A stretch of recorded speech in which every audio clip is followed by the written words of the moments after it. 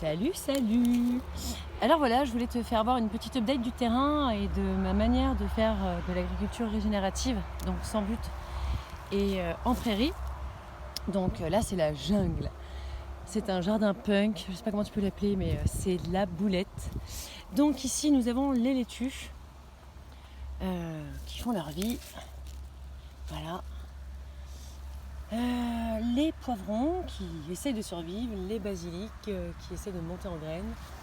Ici nous avons déjà là les fèves, les fameuses fabacées. Alors ici c'est l'idée en gros, de la manière dont j'ai planté, c'est que si tu ne reconnais pas l'espèce botanique, tu vas donc pas pouvoir vraiment savoir qu'est-ce qu'il y a dedans. Là c'est les carottes, les poivrons, les survivants des brocolis. Donc là c'est alléluia, merci les brocolis. Toujours les fèves. Parmi les fèves, il y a des salades. Donc le but, c'est tu vas partir à la chasse aux salades, aux radis, aux betteraves. Ah, je me prends les pieds dedans. Donc voilà, ici on a typiquement une culture en prairie. Donc je laisse toutes les cultures, on va dire, toutes les plantes autochtones s'exprimer. Donc là on est en façade sud quand même, c'est pas mal. Vraiment gratitude, de la carotte, les salades sont là, les brocolis ils ont survécu, ils sont pas esthétiquement super mais gratitude quoi, là ça copule. Ça c'est génial, plus t'en as, plus ça va fixer l'azote, plus ta plante va être en bonne santé et c'est surtout que, en gros, elle va aussi éviter la chlorose. Ça c'est mon petit jardin là où je mange, donc en fait je fais de la laitue à couper, alors je la coupe, puis je la laisse repartir, donc ça me permet de manger. Parce que les laitues paumées, comme je t'expliquais, je voulais à tout prix les laisser monter en graines. Donc ça c'est vraiment mon petit carré sur lequel je mange, je coupe.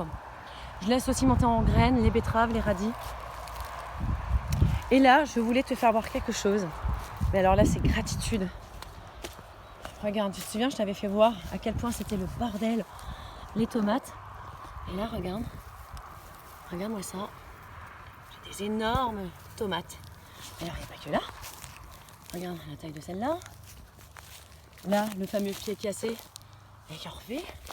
Là. Non, c'est pas fini, c'est pas fini. Elles sont toutes chlorosées, mais en vrai, elles sont toutes en train de me faire des super cadeaux. Alors, les pieds. Ah, mais regarde-moi cette plante là, elle tient plus. Et en fait, elle a décidé de me faire de la tomate.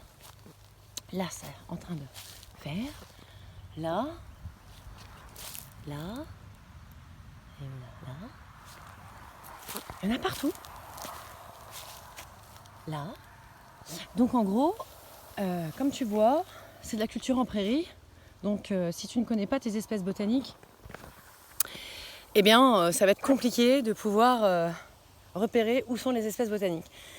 Mais en gros, malgré les deux stress qu'ont vécu les pieds de tomates, c'est-à-dire elles ont été rempotées 2 fois. Au mois de mars, elles étaient soumises à des températures assez drastiques, on va dire, c'est-à-dire avec la serre géothermique, il y avait quoi? Il y avait 35 degrés. Donc ça les a un peu stressées. Changer d'environnement, ça les a stressées. Tiens, je te refais voir encore, c'est tellement kiff. Regarde, voilà, hop là. Tac, tac, tac. Donc là, qu'est-ce que j'ai fait? J'ai travaillé l'ADN en stressant la plante, mais en même temps en lui rendant la gratitude qu'il faut, c'est-à-dire en la changeant de milieu, des chocs thermiques. Il y a eu les seins de glace où il a fait froid, où il a plu, puis elle est habituée à 35 degrés dans la serre. Bref, tout ça fait que gratitude, ces plantes s'adaptent à un sol, comme je t'ai expliqué, qui est catastrophique et c'est cadeau. Et donc voilà, les méthodes vraiment de régénération et de comprendre l'ADN et de comprendre l'ADN de ton sol, c'est primordial. Je te souhaite une belle soirée. Salut!